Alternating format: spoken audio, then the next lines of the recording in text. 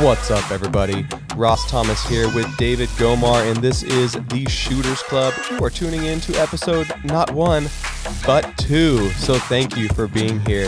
It's official. We are not a one-hit wonder. So thank you for sticking around. And if this is your first time at the Shooters Club, welcome. David, how you doing, man? What's up? We made it. We made it. We did it. Episode 2, man. All this preparation. Oh, yeah. All this prep.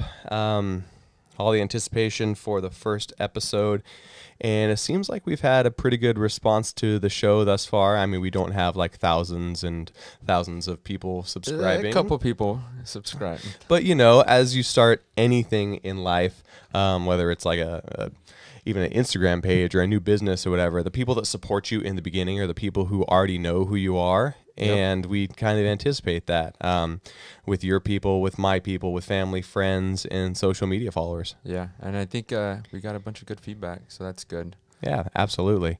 If it is your first time here at the Shooters Club, my name's Ross Thomas. I'm David. And we kind of talk about photography, video, industry news, fun stuff like that. Just what's been going on in our life, like rumors, gear. Gear talk, baby. We really want to get into like business tips and how to think about being an entrepreneur, whether you're shooting photo, video, you're a graphic artist, you're in some creative industry. It is scary out here.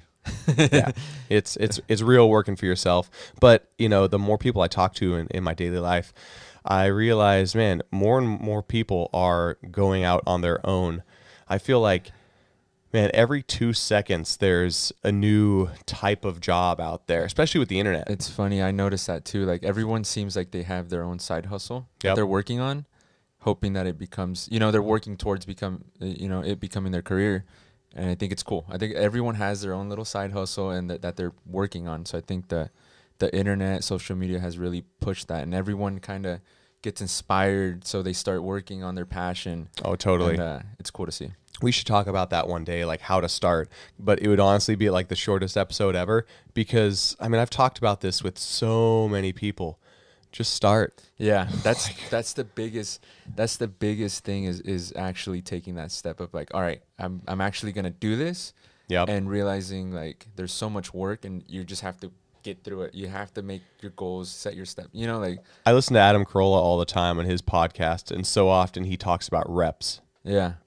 You just got to do something, and you got to do it again. You got to do it again. You got to do it again, and just get reps in. Yeah. And before you know it, you'll be an expert at something, or you'll have it dialed in. Yeah. Whatever it is you're doing, whether you're framing a house or, you know, shooting video or photos, you just gotta put in the work. It's kind of scary at first, but you got to realize like nobody, you know, like there's a lot of people that don't know what they're doing, and you just have to start and you kind of learn as you go, and you kind of just have to be okay with learning as you're doing. Because when you start your own business, you have to learn everything. First of all, your craft, and then the business side of things. So it's a big undertaking, but definitely worth it, I think. But yeah, just starting, man. I'm kind of annoying with my family and friends, and they're like, oh, I like this, I like that. I'm like, start a blog, or start a YouTube channel. And so often, like more often than not, their answer is, well, somebody else is already doing that. Yeah. And yeah, like exactly, because there's so many creators now, but you can differentiate yourself. Oh, totally. By just being you. Like you're gonna do something different. Everyone does their own thing different. You're shooting the same video in the same location. It can look different just on your own eye, your own creativity. Sure. So, I mean, you don't have to. I mean, just put something out there that you want to put out there. Mm-hmm. You don't have to put everything out there. You don't have to put something super individualized if you don't want. Just put something out there. If it's something that you want to get into and you want to like build on, you're never going to get to that end point unless you actually start. Like I look back at like my first reviews and blogs and like videos and stuff like that, and I still think I'm pretty janky, but I look back at these super old ones and they are just trash. That's when you know you're growing though. You're getting better is when, because I always hate every one of my videos. I'm like, no, that one sucked, and then I don't like to go back and watch them, but it's because you have a vision of where you're going, and you know like that you can do better. So whenever I look back, I'm like,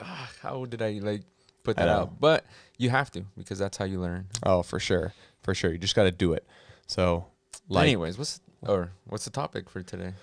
That is a good question, man. That is a good question. Well, a little later on, I think we're going to talk about kind of preparation and why it's important to know exactly what it is that you're shooting and how to anticipate movement. And so you just basically don't have to overshoot. Coming from the wedding industry, obviously, there's, you know, photo and video, and people who are new are probably, you know, editing a lot more photos than people who have been doing it for a really long time. Yeah. But we'll kind of get into that.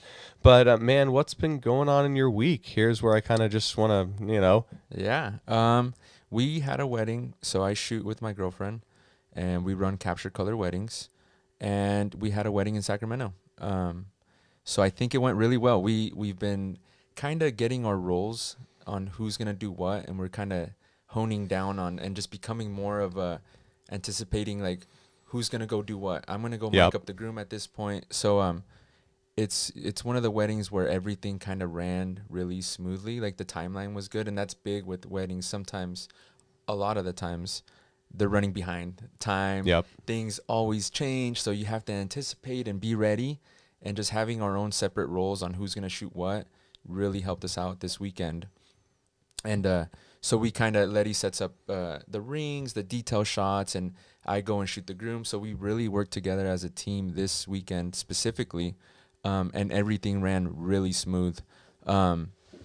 We had smoke bombs out. We were shooting smoke bombs, and the ceremony, we had multiple cameras set up, so it went really well. We really are getting down into working as a team together. And so know your roles when you're working with other videographers or photographers or any teams. It's good to know your roles, but be able to be flexible. You know, if she needs to get something up close, well, I'll just let her know, hand signal, hey, go get that shot. And just being able to anticipate where people are going, where the groom, where the bride is at all times is really important for us. So yeah. Hold on, I'm coming. Yeah. I'm coming. Sorry, folks. If you're listening, I was gone for a while, just checking on a camera. Such is the nature of episode number 2. I freaked out for a second and thought one of my cameras wasn't recording, but it is. We're good. So it's out there swimming. I know, right? So you focused on like lighting a little bit more in this wedding, right? So this wedding, you let me use the 120D aperture. Shout out to Aperture. Aperture lights are amazing. Quick little story on Aperture. I was buying their products when they weren't even in America. They were only in China. They didn't even have a warehouse in America yet, and I had to like Skype them. Really? Yeah, they had to send me like a PDF of the products that they were releasing. They didn't release like any big LEDs. Yeah. They released like shoulder mount like rigs, like follow focus things.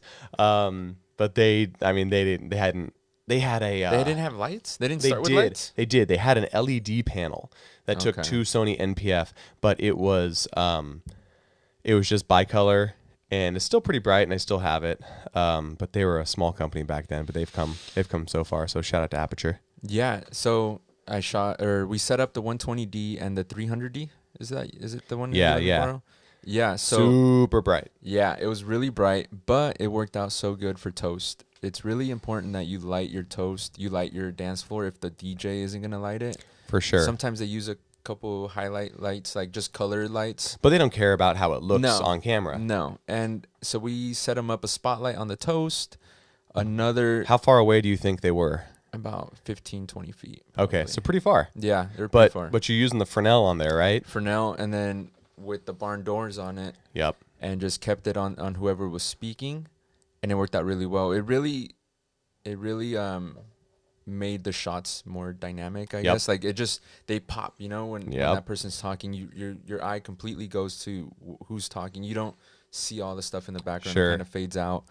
So that was a big change, and that's again with working as a team and knowing when to go set up is super important for us, because I had plenty of time to go set up the lights. Made sure I tested them. So it worked out great. And I don't think, before I was using a little janky LED and it sucked. And now I don't think I'll go back to not properly lighting my toast or the dance floor. Pros and cons though, right? Because you took a big case of lights with you. The aperture case, the aperture and like SKB collaboration. That thing can pretty much fit a body. It's a coffin. Yeah, yeah. It's an awesome coffin. That was a nice case though. Yeah. Like it made it super easy. It was heavy. Yeah. But just being able to just lug it around and just into the venue. And not have to worry about like, oh, it banged on something. My lights are destroyed inside. Everything was in there. Everything fit perfect. So I liked it.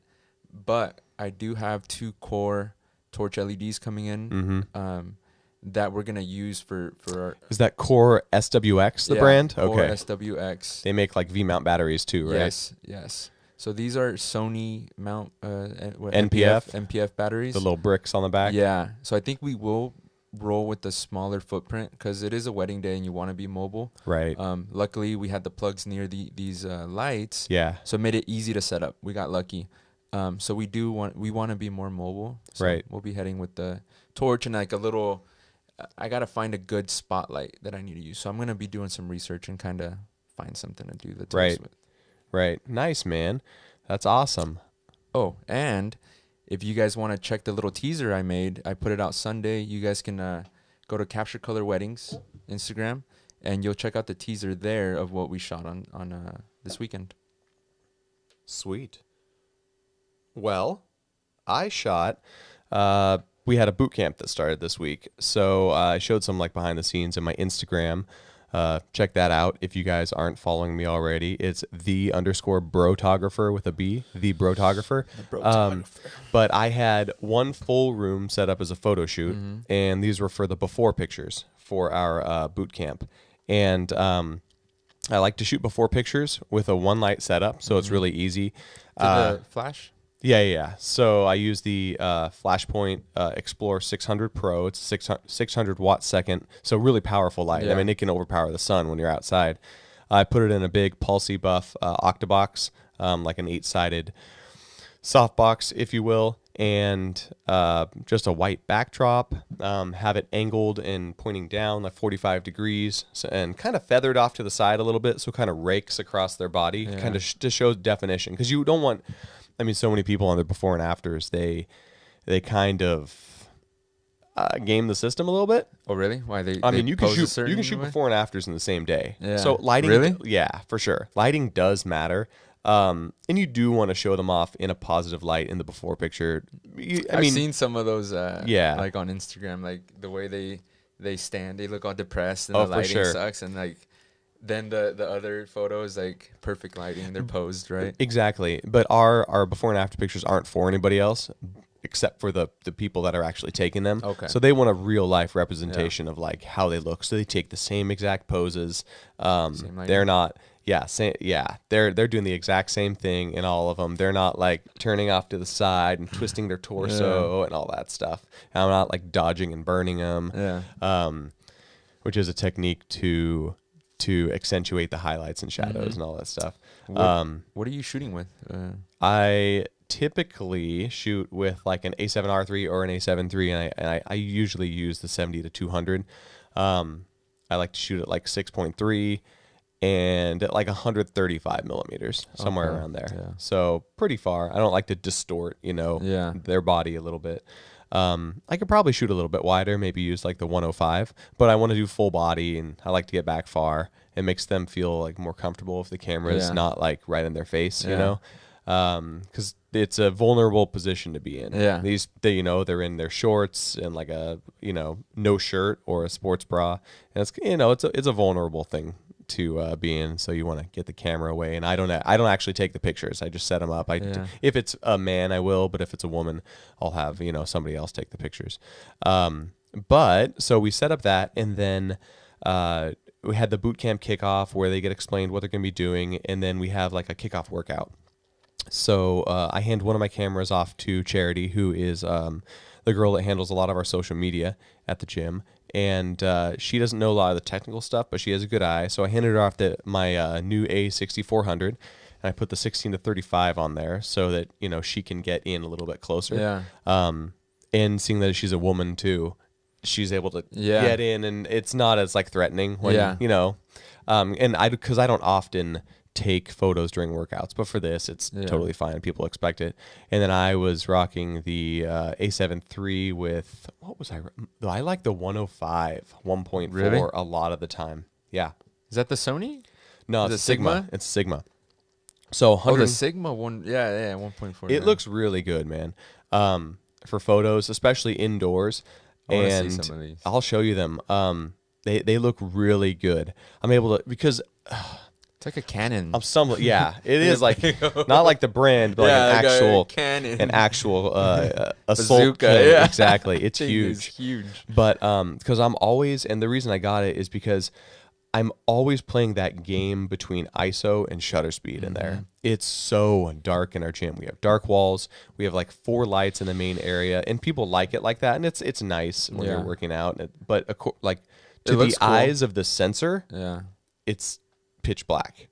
So I have a couple Lupo giant Fresnel LED lights in 2 corners of the room, and then I use another Aperture 120D super high, so it's shooting down on the whole room. And I like to shoot at 1.4 and get my shutter speed up decently high. Yeah, I like to, I'm far away from them, so it's not crazy depth of field. But yeah, I think it looks really good. I'm able to get my shutter speed up really high. Autofocus is keeping up the whole time as you. Oh yeah, absolutely. Sony autofocus. Yeah. It has good autofocus. I'm really curious to see like the A9 II, or even shooting on an A9 with that lens, how fast it would be, because it's not a fly-by-wire lens, which typically on mirrorless bodies is faster. Yeah. It's a mechanically focusing lens. It's like the one they built for Canon. Yeah. There's That's that Canon nice. again. But yeah, it is nice. But sometimes the mechanically focusing lenses on mirrorless bodies can focus a little bit slower. But this one seems to do pretty good. So yeah, that's pretty much what I shot last week. Awesome. Did you shoot any video or just all photos? No, well, I mean, just a few clips of like my wife talking and stuff, but pretty much all photos last week. Yeah. Awesome. Yeah, that's pretty much it. So now on to our news section of the Shooters Club. We have a whole bunch of news for you guys this week. Some of them are rumors, some of them are definitely real. But the very first thing, right after I leave Canon, of course, is that the 1DX Mark III may be coming out. And I think, honestly, we can anticipate this because the 2020 Olympics next summer, starting in July, will be here. And Canon typically releases, their big boy before before like the Olympics come out. So over at canonrumors.com, they have said that I find this so hard to believe that Canon is going to allow full frame 6K recording on that. I find that so hard to believe. How are they going to do that? So in my humble opinion, their processing is going to have to be taken to another level. If that's true, they will have to release another processor, and it's probably going to be like dual processors. Yeah, because wasn't the files from when you were shooting the 4K? Well, yeah, and the 4K wasn't even full frame. Yeah, the 4K was like a 1.3 or 1.4 crop on there. So they still weren't processing the full width of that sensor. Yeah. So that I honestly find really hard to believe, but they have to up it. They have to do something well. But honestly, I would probably go back and have not gotten rid of that camera if it did not shoot in that motion JPEG codec. The 4K 60 would have been totally fine with me. It's just I couldn't handle 800 megabits per second of that file size. So they're rumored to have that 6K full frame. I would imagine they'd go up in the frame rate for photos. It was 14 frames a second in mechanical shutter, and if you use the back of the screen, it was 16, but I don't think there was autofocus. Yeah. So I would think that they would get autofocus when in live view, and also go up to like 16 frames a second. But that's a lot for a mechanical shutter. Yeah. They also say pushing that, it. there might be IBIS, which I'm curious to see because they haven't released IBIS. Do they have any IBIS in any other cameras? Nope. They don't. Really? It's all electronic stabilization. But their lens stabilization is really good. So I'm curious to see what they're going to do. they would probably, in order to get that 6K video, have to up the megapixel count. It's currently at 20.2, I believe. And so it would be really interesting for them to go up to like 30. So 6K IBIS. Huh. It would be That's a interesting. beast. Yeah. But take into consideration, it would probably be like $7,000 as well. Wow, that's a lot. Yeah, the other one was 6,000. So I don't anticipate them dropping the price. It is at bare minimum going to be about $6,000. So our next piece of news, in conjunction with that 1DX Mark III, is the Sony A9 II rumor. And this, you know, they're probably going to release it before the 2020 Olympic Games. Yeah, this is their high frame rate sports camera. It's a masterpiece. I loved the first A9. The only thing I didn't like about it. Did you shoot with it? Yeah. I had it for a couple weeks. Nice. I ran up those stairs and now I'm tired. The only thing I didn't like about it was they didn't have the picture profiles. For some insane reason. No picture profiles. Nope. I think they were trying to differentiate. Did they update their product line? Nope. They never did. Just like the 1DX never got log and the 5D Mark IV did. Wow. Okay. Yeah. So no picture profiles. So I would imagine it'd also be 36. Sorry. The megapixel count would probably also be up to like 36 because their processing on those Sony cameras with that stacked sensor, they can get so much through that buffer. I would imagine they could up the megapixel count from 24 to like 36. What's the big differences? Is there any rumors on what's new on this one? The rumor is it's going to be like a whole new design sensor, probably like 30 frames a second, in a true 30 frames a second. A lot of cameras like the XT3, they say like 30 frames a second, but in all reality, the lenses can't focus that quickly, so they don't actually get 30 frames a second. But Sony's new lenses can like keep up, like that 400, the 600, the 70, the 200. They can keep up at, you know, they kept up at 20 frames a second. That's a lot of photos. Yeah, because it's the electronic sensor. They're not doing the mechanical sensor.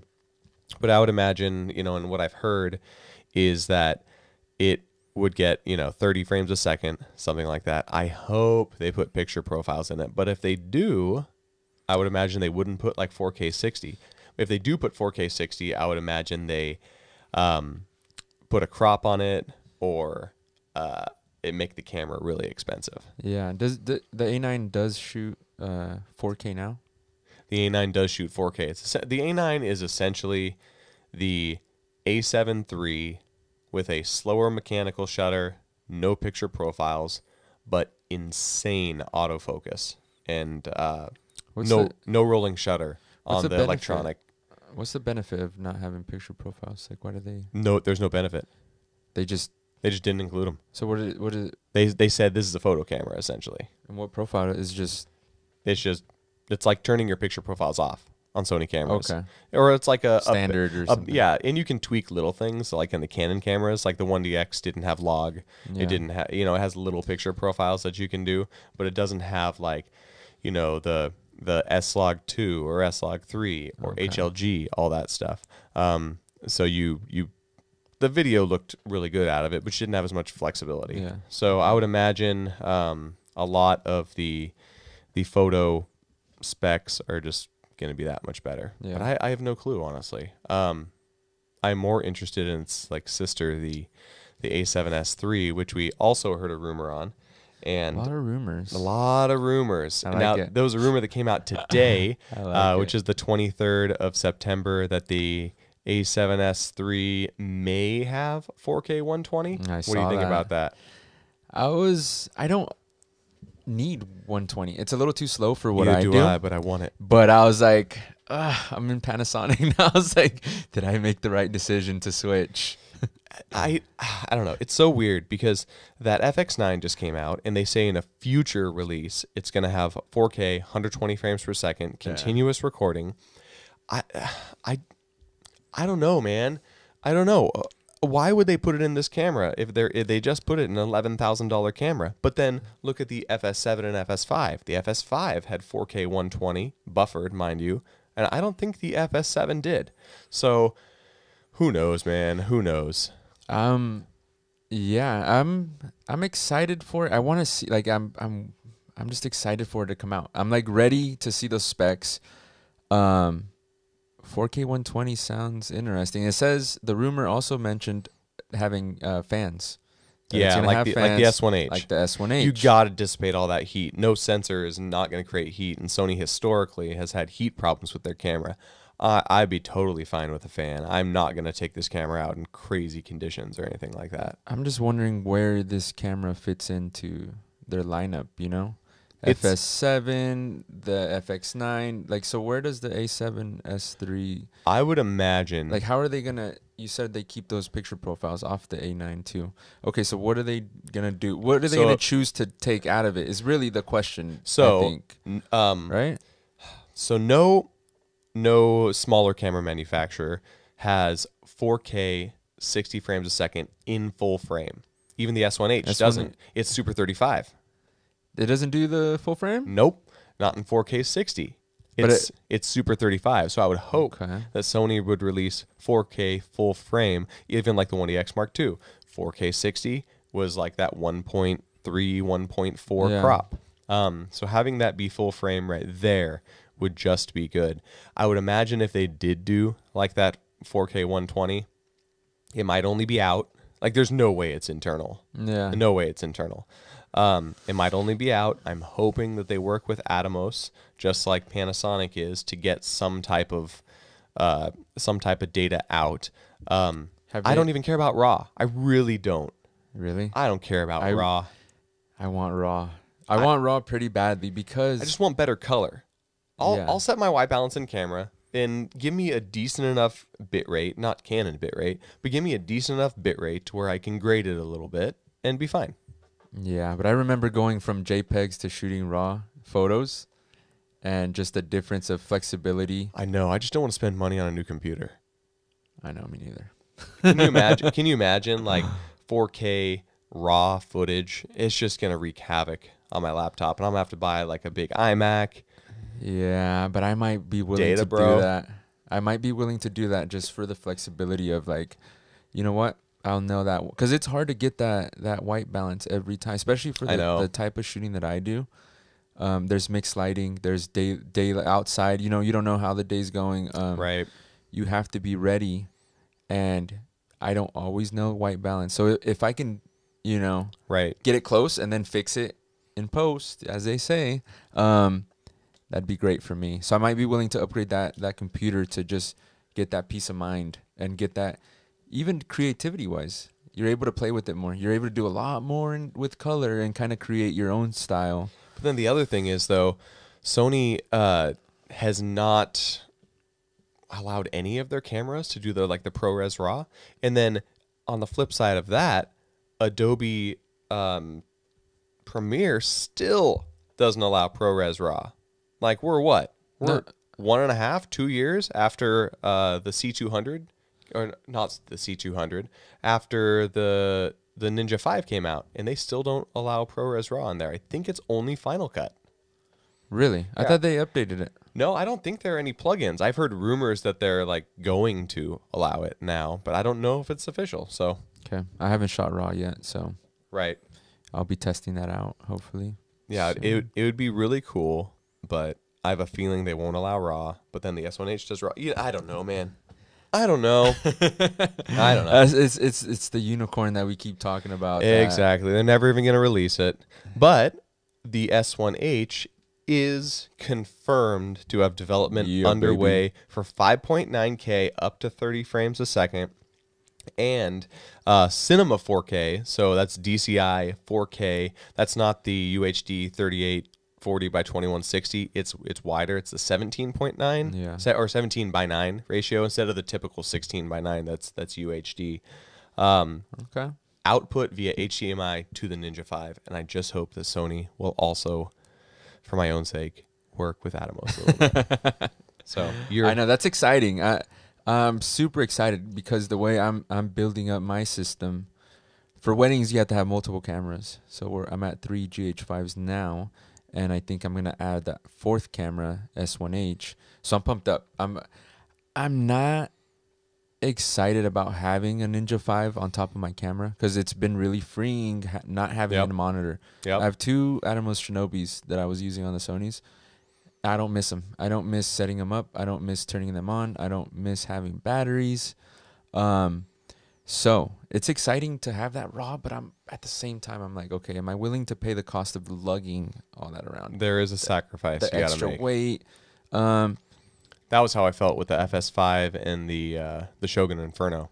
Yeah. In order to get that, the 4K even 120, I had to carry this massive thing. Yeah, it comes back to get the tools that you need to do your job best. Raw, I mean, I'm excited about it. I'm gonna test it out. I'm gonna shoot it. I want to play with it, and then if I see like, wow, this is gonna make a difference in my films. Can it fit into your workflow? Yeah. So it's exciting though to at least know that there's that option if I ever need to go there. Yep. It might not work for wedding films, but if I start doing more commercial stuff, which I'm doing, and I get more work in that area, it's somewhere where you can kind of control your environment, set up, take your time. It'll be great for that. Well, even with RAW, not just all those other advantages that we've stated, but even things like taking it into another program like After Effects. You have so much more data, right, to do things with. And if you want to do things in post-production, it's just the more data you have, like you mentioned, shooting photos, RAW versus JPEG, you can just do so much more with the color. You can just change so much more. And so it just allows you to be more versatile in what you're doing. And I'm going to shoot this, but make it look like this. Yeah, you have all that flexibility to really make photos your own with that RAW. You can play with it and just create. That's my favorite part, is being able to just try different looks with photos. It's like you can just maximize every, just and not worry about it degrading the image. You get to play with it. Yeah, you get to play with it, and having that flexibility is huge. Yep. What are you willing to give up for it? Right. So speaking of images, something that interests me a little bit is what is it? Luminar 4.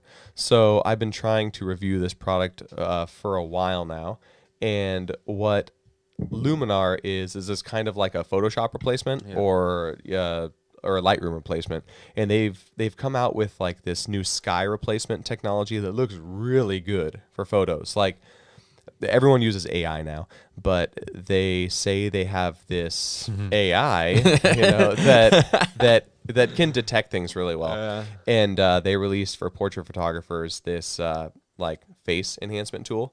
So we've all seen those plastic faces, the beauty faces that are overdone. And in the little bit of portrait photography that I've done, it takes a long time, man. If you really want to make someone's face look good, it's an art form, and you can't make it look too fake. You want to still have it be natural and have there be texture. But they say that this skin enhancement tool is kind of a game changer. It's not just a filter, but it does a lot to their face. It makes it look really good. So I'm curious to see. You want to try it out? Yeah, I want to try it out. I want to try that, and then the sky replacement, because we got some pretty boring. They're blue, but we got some pretty boring skies here. Yeah, I'd be curious to see how well it actually works. Sweet. Yeah. So you have a couple things that you wanted to talk about in terms of news. Speaking of AI, we have the Adobe. So Adobe announced this at IBC 2019 this year. Okay, this last week or two. Yeah. In Amsterdam. Yeah. Amsterdam. I'm sorry, I don't want to get flagged. And it's the auto reframe tool, which I'm super excited about. Anything that can save me time is like it's like super important to me. Like, so what does it do? So the auto reframe tool. So what I do, especially now with social media, when you finish a video, you have to export. If you're exporting for social media, you want a portrait video. You want your square video, 1 by 1. You just don't want to put in that widescreen, because then it's tiny. You want to take up as much screen. You want that real estate on the phone. So you're stuck having to export different videos in different settings, and you have to readjust, reframe every shot to fit that portrait setting. So what the auto reframe tool does, it uses AI, Adobe Sensei. So AI is all the rage these days. To keep the most important things in the center of the frame. Right. So the AI automatically picks up what's important and it reframes it to fit that portrait sequence. So you can just change your sequence to a portrait and have one for square. Why it's important to me is because when I finish, say, a wedding film, I export a teaser to social media. So it just makes it that much easier. I don't have to go and reframe it myself. Sure, you don't have to go into the sequence settings, change the aspect ratio. And then my big question is how, because, you know, you've got somebody put off to the right-hand side of the screen, you're doing the rule of thirds or whatever it is that you're doing. When you reformat it for social media, obviously you've got to kind of center everything. Do they say that it's going to center them on the screen? It automatically, magically, AI centers it for you. And you can always, what I like about it is that you still have control over it. You're able to go back, and if it doesn't get it just right, which, you know, it probably won't get every shot right, you can go in and fix it, kind of just fix it real quick. And put it out. So they use keyframes to, you know. Yeah, so it keeps all the keyframes in there, and you're able to adjust each one as you go.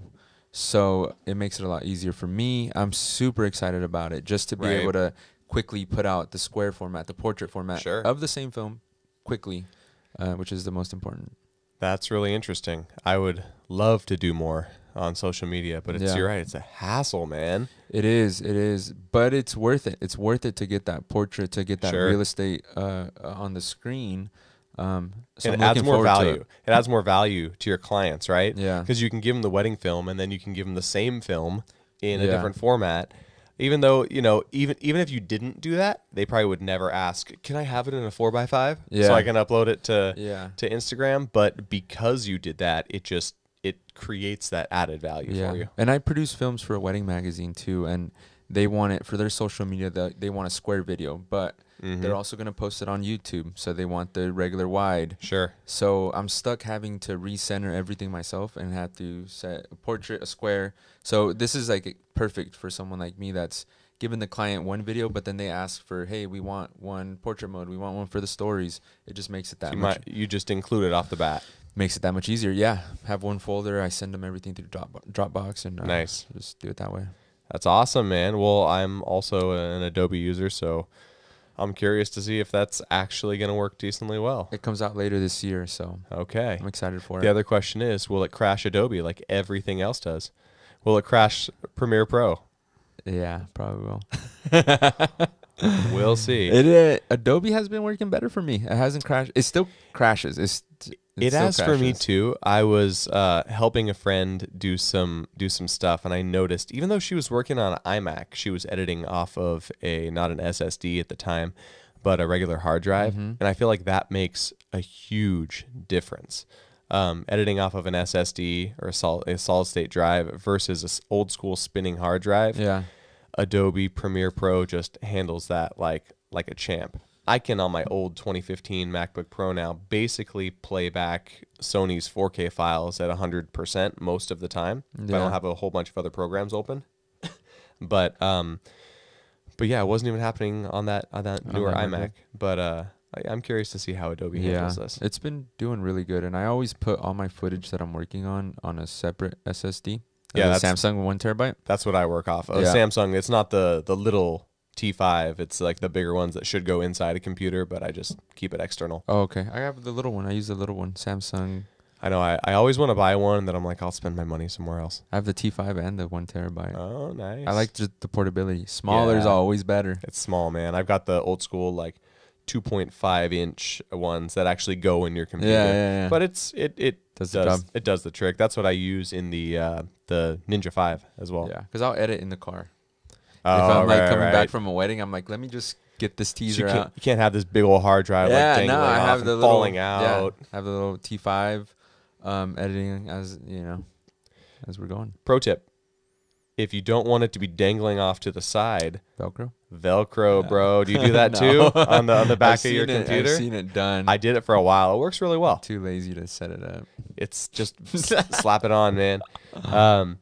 Anyways, I think we have a couple more things that we can talk about here. So Film Convert launched their nitrate update. I don't know if we want to talk about that, but then also I'm gonna Fuji. play with it more. Okay. And then we'll get back to see how it does. I do have it. So I know you aren't really interested in photography that much, but you brought up to me that Fuji announced the development of their X Pro 3. Yeah, I like it. I used to have an X100 Fuji. I had the X100S in all black. It was sweet. I just love how they look. Honestly, I love how like they look. You know, don't knock the lifestyle. People, that's why people like get on Apple fanboys, which I am, of course, and people are like, oh, you just like the way the computer looks and all this. Hey, like, good design. Yeah, man. I do like the way the computer looks. I don't want to lug this like Asus massive gaming laptop with huge fans in the background. I'm not a gamer, man. I like the sleek, small design of this computer, and that's the same thing I like about Fuji cameras. They look cool, man. But I like how they handle how they feel in the hand. Yeah. Those dials on those cameras are really nice. Dials, yep. I do like having digital stuff on the Sony cameras, and my hands are very used to it, and so I don't even have to look anywhere. I just dial it in while I'm looking through the viewfinder, and I could do that on Canon too. But there is something like fun. It makes photography fun. Exactly. At the end of the day, that's just it. That's why I'm excited about it, because when I shoot video, like if I was shooting with the A7 III, I still wouldn't shoot photos. Sure. Because it feels like it's like my work camera. It almost feels like clinical. It feels, I get that. It feels a little clinical, but with those physical dials, it feels more artistic, maybe. Yeah. So I'm excited. I want to have a camera that's dedicated to photography, where it's just my own fun little thing. And it has a new titanium body that they're working on. And it has the hidden LCD screen on the back, which looks super cool. So, like, if you have used the old, the Canon, like, T3i, the Rebels, they had that flip out screen that you could turn around and shut, and it'd just be a black piece of plastic on the back and not the screen. You could flip it over. It looks like they have what you're talking about. Flips down on the back end. It has two screens on it. Yeah. It has one screen on the inside. It flips down. Yep. And then one little square on the back, which it says your settings, but you can also set it to the film stock that you're shooting in. So you can be looking through the viewfinder, the electronic viewfinder, and obviously if you're using a mirrorless camera, you don't need to review your pictures in the back of the camera. You know how it's going to look, right? Yeah. That's why you use an EVF. So it gives you the experience of looking and seeing what like film stock. Yeah, because on the old 35 millimeters, they have a little square there. So when you put your film roll in there, you can view through. You can view it through it. You cut the cardboard from where your film came, and you stick it on that little square, and it tells you 400 ISO, Kodak, whatever you're shooting. I'd never shot film. Yeah, so I used to shoot film, and you put that little label on there. You wouldn't mess up the exposure because you're using different film. You know what film rolls in there that you put in there. So it's a throwback to that that's old pretty school. Cool. So that's why I love it that it's just so old. Like it's just like a little love letter. Like, hey, this is that old school. You can check your film stock right there. It's like you don't need it for digital, but the fact that they did it. Is tells me that they care, and like I'm pumped up about it. I'm excited. It looks Would cool. you get that over the next like X100 iteration? I would get it. Yeah, I would get it just for that. Honestly, I think that looks sick. Do you see yourself like investing in the Fuji lineup of lenses at all? I want something that does that one come with the lens attached to it? I don't. Well, no, that one's interchangeable. Okay. The X100S the one that comes with the 23 millimeter f2. So it's like a 35 mil 2.8. If that one does that film stock, the same thing, I would get that one because I don't want to buy lenses. I don't think any of the X100 camera lineups so far have come with any tilty flippy screen. They were just stuck I just want there. the square LCD on it for the film stock. That's pretty cool. Give me that. I still loved using it. I mean, it didn't have IBIS. The autofocus was pretty dang slow. I think that's why I got rid of it. Right. Yeah. No, I think I did too. But it was fun to shoot with. Yeah. And I could just take it. I didn't have to worry about what lens was on it. I didn't think about like my focal length. It was 35 millimeters, which I still one of my favorite, focal lengths. But it's just fun to shoot with. 35 millimeters is probably like one of my, if not the lens that I use the most. Yeah. On my camera right now. I always shoot RAW, But with those cameras, I found myself shooting JPEG more because of like the film Is it stock. good? And you could, what I thought was really cool was you could shoot raw in camera and just be scrolling through on the back of your camera and say, oh, I like this picture in raw. I mean, I don't want to go edit it in Lightroom or whatever. Edit it in camera and say, what film emulation do I want to throw on this raw photo? And then it would just output a JPEG in the camera. Really? Yeah. That's cool. So the JPEG's just waiting for you when you import them or send them to your phone or whatever. So it was really fun. Yeah. So I love like the black and white looks out of there, like the contrasty black and white. I'm excited to just start creating my own, my own fun thing where it's not, I'm not going to go work and shoot a video. You know, like I want to get back to that love of doing it for you or your family. Or it's good. I think it's good creatively to just do something for yourself. So just having a camera like that would just be fun. So yeah, totally. Put the joy back in photography as opposed to like always working. Slog. Right? No, I totally get it. Well, I think that's going to do it for our news section. There's been quite a lot of news coming out this week, and we'll see what happens next week. October's rolling around, so that's when the rumored maybe 1DX, maybe A9 Mark II announcements are going to hit. Oh, I know Tamron in October is going to release 4 new Sony lenses. Wow. So we'll see. They're rumored to be 2.8 lenses, like a 70 to 180, and then a couple other like little primes, all 2.8s, which I'm not really interested in the primes, but definitely interested in just what it's going to do to the market to have like a 70 to 180 2.8 at obviously a lower 70 price to range. 180. So instead of 70 to 200, 70 to 180. We can talk about that for a second. I'm assuming it's 180 because on their DSLR lens there was a whole bunch of focus breathing. So you'd zoom into 200 millimeters and hit focus, and it would back focus a little bit to, when when it actually focuses, it would focus breathe. Yeah. And it would turn out to be more like 180 millimeters. And so I wonder if on this lens there either is focus breathing or there's no focus breathing and they just don't call it a 200 millimeter. Yeah, they just I have no clue. for it. I don't know the science behind it, but I would assume AI. there's something. Yeah, I know. AI. I would assume there's something like it. I don't know. What do I know? I'm not an expert. But let's move on to kind of our main topic this week. And this one kind of came to me when I was shooting fitness and not staged. People are just working out. Live event. And I got to thinking, and here's where I want to offer some tips to people. And our tips are just encouragement. But I was shooting all of this fitness, and I understand all the movements very well, and I know where the movement's going to start, where it's going to be in the middle, and where it's going to be at the end.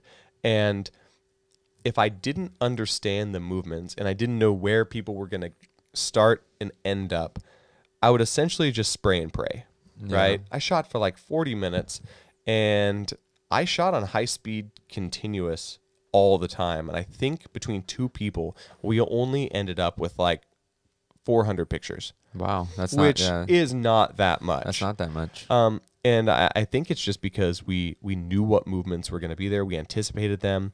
Like if you're squatting, at what point in the squat looks best? I don't need you at the top. I don't need you at the bottom. I need you somewhere in between. If you're doing a snatch, you're doing something with a bar, you're doing a curl, you're jumping.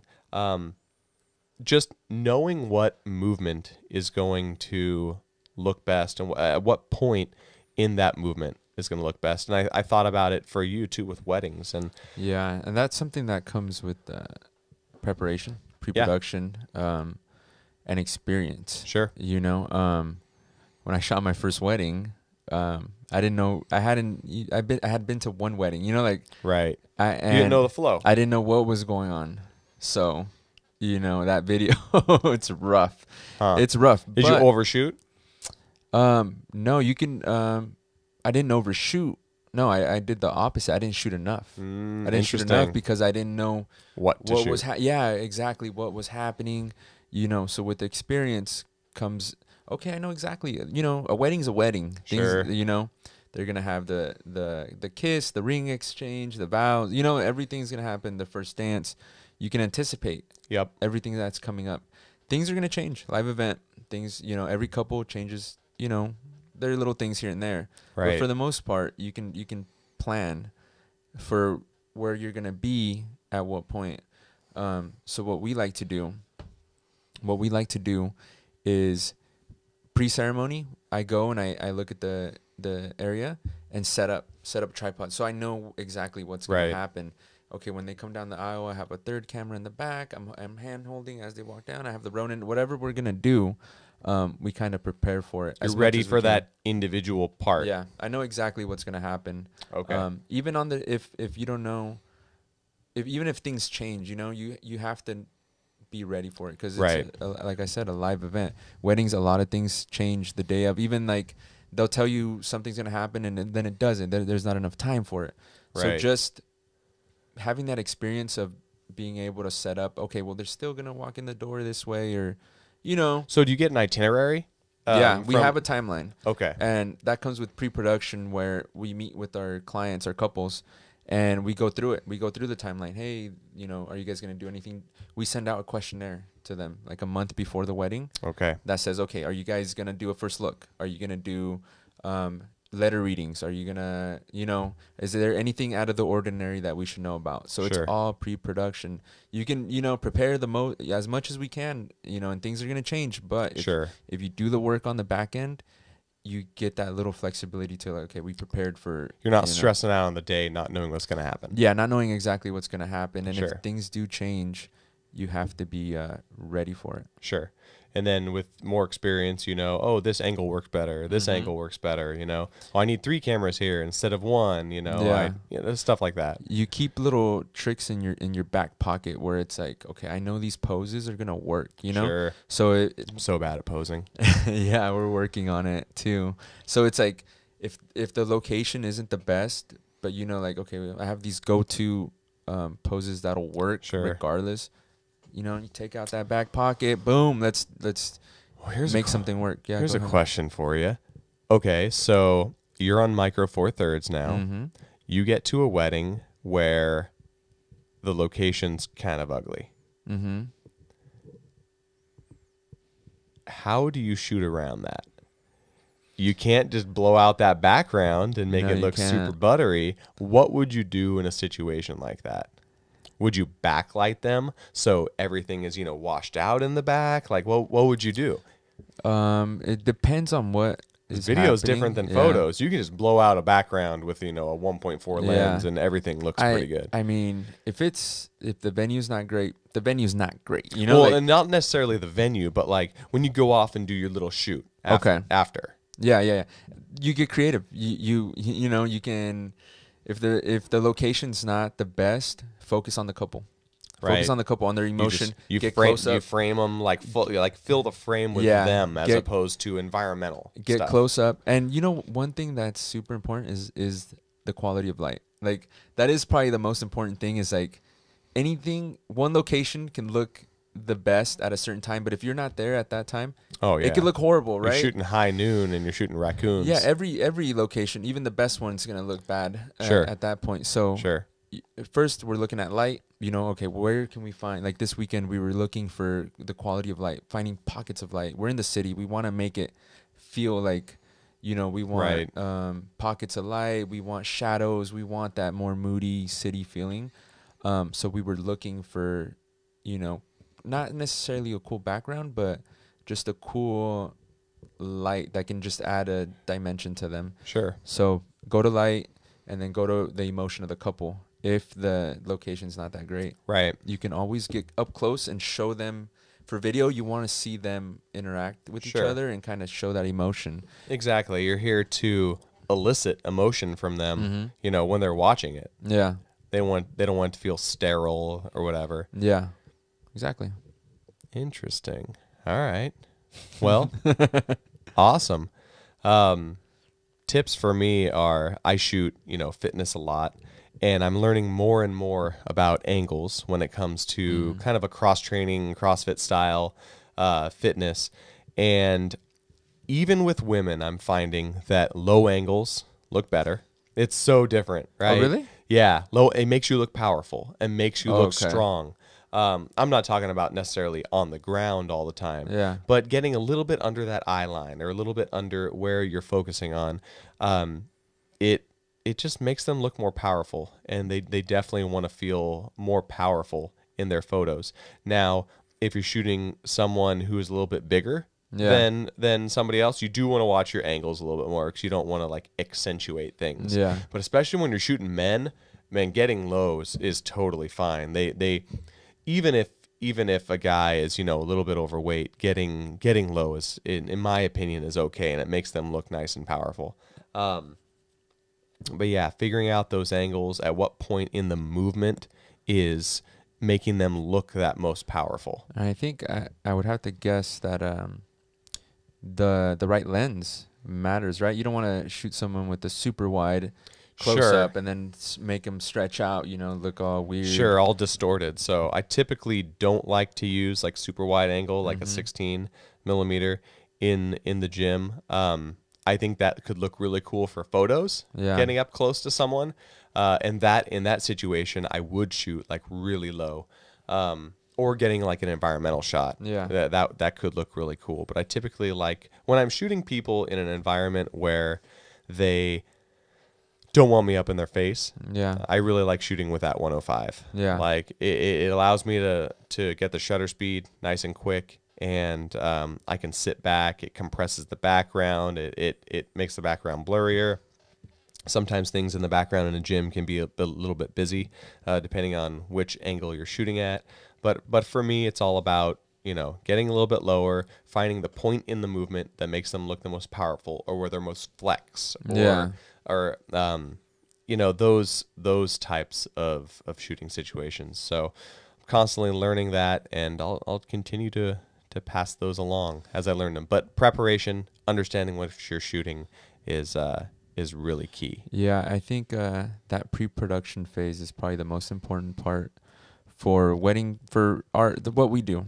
Yeah. You know, is meeting with those couples, figuring out the timeline, and I think you can carry that on to any if you're gonna have a new job, like you have a shoot coming up. It's your first time doing the shoot. Communicate with whoever's in charge. Don't communicate with someone that's not in charge. Like, you know, communicate with the head person that's making those final decisions, that's going to approve the video or approve the photos.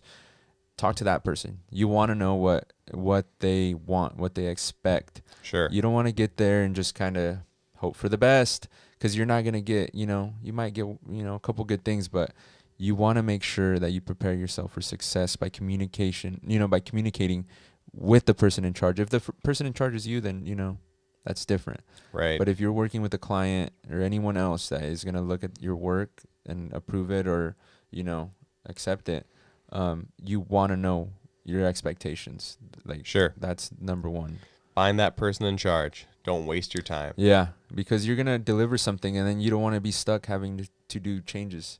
Sure. Can you fix this? Can you fix that? Then you're stuck going back and forth. It just creates a lot more work. So if ahead of time you have that pre-production phase, and you know what they expect and what they want from you, you're able to deliver. Have you ever had a client who tells you, when you say, like, what do you want? What are you looking for? And they just tell you, it doesn't matter to me. Just shoot what you think is right. Yeah, I have.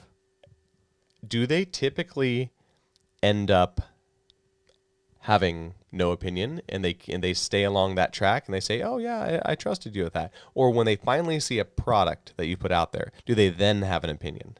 I haven't had it where they said, like, they gave me free reign and then they came back to me and said, no, well, we didn't like that. I haven't had that yet. But I did have like a client that would just, and it was like for a music video, and the artist would just like, oh, I don't like this shot of me, so I would fix it, export, spend all this time, and then I'd give it to them. Oh, wait, I didn't like this other shot. You know, my hands look weird. So they didn't tell you what to do. They would just tell you they didn't like it after you handed it off. Yeah, Okay. yeah. They would say they're okay with it, and that was my fault because there was no contract that said, you know, for every revision, Sure, we're gonna charge you this much. So it was like free. You know, it was just open to just revise this, revise that, and I just got stuck in that cycle, which do not do.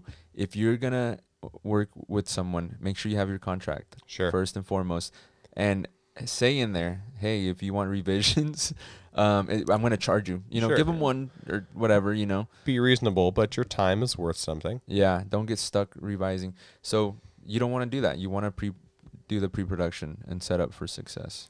Good to know. So prepare. Just like anything in life, preparation is key. Yeah, and I talk to the coordinators. We email them. We'll get on a phone call, and okay, what do you expect of the day? We take that time, and that's you know, part of the business is set it, you know, coordinating all that, getting prepared. Right. That's good information, people. Listen to that. Talk to the right people who are in charge. Get things approved, and you're not going to have, you know, stuff come up on the day where, you know, you're not allowed to shoot this and that. Just prepare. Again, just like anything else in life, do the work in the beginning so you don't have to struggle through it. Like on the day, you don't have stuff that comes up. Yeah. Just do the work in the beginning so that everything will go smoothly. Yeah, and you'll get it with the experience. Sure. You'll learn, like you said, those angles that work and everything. You learn that from experience. So you want to try to prepare as much as you can, but it's only going to get you so far. Once you start doing it a lot more, you know, you'll get better at it. Just like this podcast right here. We have mostly the same angles. If you're watching this on YouTube, youtube.com/the Brotographer, we have a little 3-camera shoot right here. We were a little bit wider last week. We still have our middle view right here that's wide. But we're a little bit more zoomed in on David and myself, and I think it looks a little bit better. So we're going to continue to light everything as good as we possibly can, and hopefully it'll just look better and better and better. Yeah. Yeah. Hopefully. Anyways, I think that wraps it up for us today, man. We went quite a while. If you guys are listening, thank you so much. We got approved for Spotify and iTunes, and we are on Apple Podcasts. So if you're on an iPhone, head over to Apple Podcasts and search for The Brotographer. No, that's wrong. Shooters Club. Wrong hat. If you are on Apple Podcasts, I'm so used to saying The Brotographer, go over there, search for The Shooters Club. You will find us. It's like the multicolored cover photo and just says The Shooters Club podcast on it. Make sure to subscribe. Thank you for the people that have given us ratings last week. I didn't anticipate that at all. We got ratings? I think we even have a review on there, bro. Really? Yeah. I didn't see that. Pretty cool. That's Gordon over from Instagram reviewed us. Thanks, man. Appreciate that. Yeah, I love your stuff. Was it good or what? Even if it's a bad No, it was good. It was okay. good. And he's awesome, man. He does great on social media. Shout out. Shout out to I'll take you. our review. Yeah. But that's our first review, and that was really cool. I know it's just one, but it kind of makes it seem real. So that's awesome. So yeah, head over to Spotify as well. And if you aren't subscribed to The Brotographer on YouTube, that's where you can find the video version, kind of see what we look like in real life. You can see me sipping some whiskey, some stuff. But subscribe over there as well. We'd really appreciate it, and allow us to put more effort into this, put more time into this, continue to be prepared, and bring you just fun stuff, entertaining news, and all that good stuff. But where can we find you, man, on social media? I have Capture Color. If you want to check out gear, I post photos of. That's not the American version of the spelling, though, right? Oh no, it's COLOUR. So color. Color. I don't know why. It is what it is. Everyone likes everything English, bro. Don't apologize for that. You should talk with an English accent. We'd probably blow up. So that's for gear. If you guys want to check my wedding work and all my recent teasers we've been posting, go to Capture Color Weddings on Instagram and capturecolor.com as well. If you're getting married, if you have people who are getting married, let them know. Hit them up. They do fantastic work. Thank you. Yeah. Anyways, man, I think that's it. We're going to sign out today. Thank you again for watching or listening, and we will see you next week right here. Thank you, guys. All right. Peace.